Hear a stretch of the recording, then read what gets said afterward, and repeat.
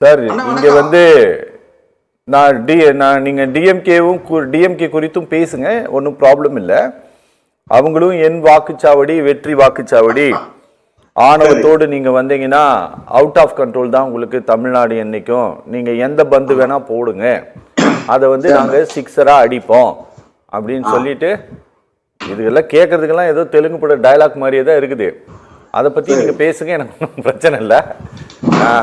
ஆனா ஏடிஎம்கேல நீங்க இருந்திருக்கிறீங்க சார் ரொம்ப நாளா. சார் ஏடிஎம்கே இப்படி ஒரு ரெசல்யூஷன் போட்டது உண்டா சார்? அது சத்தியம் தொலைக்காட்சி நிறுவனத்திற்கு நெறியாளர் சகோதரர் அரவிந்தாட்சன் அவர்களுக்கு, அதே போல என்னுடைய சக பங்கேற்பாளர்களுக்கு, தொழில்நுட்ப கலைஞர்களுக்கு என்னுடைய முதல் வணக்கம். அதாவது அதிமுக பாரதிய ஜனதா கட்சி கூட்டணிக்குள் ஒரு நெருடல் இருக்கிறது என்பதை வெளிப்படையாக காண்பித்திருக்கிறார்கள், காண்பித்து விட்டார்கள். ஆமா, அதுல மாற்று கருத்து இல்லை. ஏன்னு கேட்டீங்கன்னா அதிமுகவிற்கும் பாரதிய ஜனதா கட்சிக்கும் ஒரு ஒருமித்த கருத்து இன்னும் ஏற்படவில்லை. நான் இன்னும் கூட என்ன கேட்டீங்கன்னா தேர்தலுக்கு இன்னும் 100 நாட்களுக்கு தேர்தல் எலெக்ஷன் நோட்டிபிகேஷன் வர்றதுக்கு இன்னும் ஒரு 100 நாள் இருக்கு. அதுக்குள்ள யார் யார் எந்த இடத்துல எந்தெந்த கட்சிகள் யாரோடு இதெல்லாம் நமக்கு இன்னும் ஒண்ணு சரியான ஒரு தெளிவான நிலை வரல. ஆனாலும் கூட அதிமுகவிற்கு ஒருவேளை பாரதிய ஜனதா கட்சியிடமிருந்து திரு டிடிவி தினகரன் அவர்களையும் ஓ பன்னீர்செல்வம் அவர்களையும் சேர்க்க வேண்டும் என்கிற நிர்பந்தம் வந்துவிடக் கூடாது, பாரதிய ஜனதா மூலம் வந்துவிடக் கூடாது என்கிற பயம் இருக்கலாம். அல்லது என்னுடைய தனிப்பட்ட ஒரு அரசியல் விமர்சகராக வாக்காளர்களில் ஒருவனாக என்னுடைய கருத்து என்னன்னா, அதிமுகவுக்கு வந்து உள்ள நெருக்கடி என்னன்னு கேட்டா, திரு அண்ணாமலை இல்லாத பாரதிய ஜனதா கட்சி தலைமையில கூட்டணி, பாரதிய ஜனதா கட்சியோடு கூட்டணி சேர வேண்டிய ஒரு நெருக்கடி, பிளவுபட்டிருக்கிற அதிமுக. அதான் பிளவுபட்டிருக்க நீங்க என்னதான் நீங்க வந்து புரட்சி தமிழர் மாபெரும் தலைவர் 4.5 ஆண்டு காலம் ஆட்சி நடத்தியவர் என்கிற அதுல எல்லாம் மாறுபட்ட கருத்து இல்ல. அதே நேரத்துல ஒன்றுபட்டால் தான் உண்டு வாழ்வு என்கிறது தான் கலை யதார்த்தம். ஏன்னா அது 2021 ஆகட்டும், அதுக்கு பிறகு நடந்த தேர்தல்கள் ஆகட்டும், அதெல்லாம் நிரூபிச்சிருக்கு. ஒண்ணு. ரெண்டாவது, இப்போ இதுவரை இல்லாத வகையில தமிழ்நாட்டு அரசியல்ல 1967க்கு பிறகு 67லயே ஒரு கூட்டணி, வலுவான கூட்டணி தான் திமுக வெற்றி பெற வைத்தது. ஆனால் இன்றைக்கு 3வது ஒரு வலுவான அமைப்பாக திரு விஜய் அவர்கள் களத்திற்கு வந்திருக்கிறார். அவருக்கு எத்தனை சதவீத வாக்கு இருக்கிறதுங்கிறது வந்து அன்டெஸ்டட், நாட் ப்ரூவ்டு, அது நான் மறுக்கல. அதே நேரத்துல அவருக்கு இருக்கிற திரைப்பட செல்வாக்கு அவரை மிக உயர்ந்த இடத்தை நோக்கி நகர்த்துகிற ஒரு தோற்றம் இருக்கிறது. அதான் நீங்க இப்போ என்ன சொல்லுவாங்கன்னா, அந்த திரைப்பட நடிகர்கள் விசில் அடிச்சா குஞ்சிகள் அப்படிலாம் சொல்லுவாங்க. ஆனா நான் அதுல என்ன மாறுபடுறேன்னு கேட்டீங்கன்னா, 1972ல என்னுடைய வயதின் காரணமாக 1972ல் கட்சி தொடங்கிய எம்ஜிஆர் அவர்களே 77ல் நான் தேர்தல் களத்தில் மைக்ல பிரச்சாரம் பண்ணியிருக்கேன். அந்த வச்சு சொல்றேன், மக்கள் திலகம் எம்ஜிஆரை இப்படித்தான் குறைத்து மதிப்பிட்டார்கள். விசில் அடிச்சா குஞ்சிகள், சினிமாக்காரன், அவன் பேர் என்ன மலையாளி, இப்படி எல்லாம் மிக கடுமையான விமர்சனம் எல்லாம் பண்ணாங்க. ஆனால் மக்கள் திலகம் எம்ஜிஆருடைய வெற்றியை தடுக்க முடியல.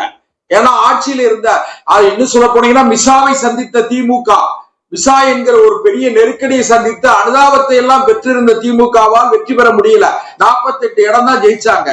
அதனால என்னன்னு கேட்டீங்கன்னா, அதிமுக தலைமை கொஞ்சம் விட்டு கொடுத்து தன்னுடைய தலைமையை இன்னும் கொஞ்சம் தகவமைத்துக் கொள்ள வேண்டும், அல்லது இன்னும் கொஞ்சம் வலிமைப்படுத்திக் கொள்ள வேண்டும். என்ன வேணாலும் பேசிட்டு போயிடலாம். அவர் சி.வி. சண்முகம்லாம் இன்னைக்கு கொஞ்சம் அதிகபட்சமாவே பேசினாரு. நீங்க பார்த்திருப்பீங்க. துரோகிகளை நமக்கு அடையாளம் தெரியும், எதிரிகளை தெரியும். ஆனா ஒன்னா இருந்து சங்கடப்படுத்தக்கூடியவர்களை அவர்கிட்ட நம்ம எச்சரிக்கையா இருக்கணும்னு சொல்றாரு. அப்படின்னு சொன்னா அது பிஜேபி நேரடியாக குற்றம் சாட்டுவதுதான். அதற்கு பதில் சொல்ல வேண்டிய பொறுப்பும் கடமையும் யாருக்கு இருக்குன்னா திரு நயினார் நாகேந்திரன் அவர்களுக்கு இருக்கு. அதனால நயினார் நாகேந்திரன் சில அரசியல் தரகர்கள்னு சொல்றாரு.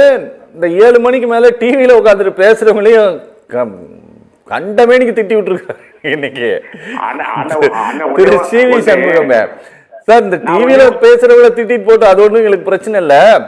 ஆனா எங்களுக்கு தெரியல, அவங்களுக்கு கூடவே நம்ம கூடவே இருந்து நமக்கு நன்மை செய்வது போலவே பேசிக்கொண்டு நம்மோடு உறவாடி கொண்டே இருக்கக்கூடிய சில அரசியல் தரகர்கள் அப்படிங்கிறாரு. கடந்த காலத்தில் அவங்களுக்கு யாரு அரசியல் தரகு வேலை பார்த்தாங்கன்னு தெரியும். ஒருவேளை அவர்களைத்தான் சொல்றாரோ? ஒருவேளை நான் இன்னும் கூட அண்ணன் சி வி சண்முகம்லாம் இப்ப மாலை போட்டிருக்காரு, சபரிமலைக்கு மாலை போட்டிருக்காரு. ஆனா மாலை போடாத நேரங்கள் இல்ல நினைக்கிறேன். மாலை போடாத நேரத்துல அவரு சாதாரணமான நேரங்கள்ல அந்த சி வி சண்முகம் எப்படி பேசுவாருங்கிறத நம்ம பார்த்திருக்கோம், எல்லாரும் பார்த்திருக்காங்க. இன்னும் சொல்ல போனீங்கன்னா ஒரு காலத்துல எங்க அம்மா சின்னம்மா கோசப்பட்டவர் தான், அதை விட்டுருவோம். ஆமா, அது ஒரு அந்த கட்சியில அவங்களுடைய இருப்பை தக்க வைத்துக் கொள்வதற்கு எல்லாரும் பேசுறதா, மேடையை வேகப்படுத்துவதற்கு அல்லது வந்திருக்கிற தொண்டர்களை, பொதுக்குழு உறுப்பினர்களை உற்சாகப்படுத்துவதற்காக சொல்ற வார்த்தைகள், அதுல நம்ம பெருசா பொருட்படுத்த வேண்டியதில்லை. அதே நேரத்துல அதிமுக பாரதிய ஜனதா கட்சி கூட்டணி இன்னும் முழுமையடையவில்லை என்பதை அதிமுக பொதுக்குழு தீர்மானங்கள் வெளிப்படுத்துகிறது. ஒன்று. இரண்டாவது, நான் அந்த பொதுக்குழு தீர்மானத்துல மிகவும் நான் ஆதரிக்கிற ஒரு விஷயம் என்னன்னு கேட்டீங்கன்னா, நீதித்துறைக்கு விடப்பட்டிருக்கிற சவால் இருக்கு பாருங்க. ஆட்சி அதிகாரத்தில் இருக்கிறவர்கள் நீதித்துறையின் மீது இவ்வளவு பெரிய கடுமையான மோதல்களை கடைபிடிக்க வேண்டாம் என்பது என்னுடைய தாழ்மையான கருத்து.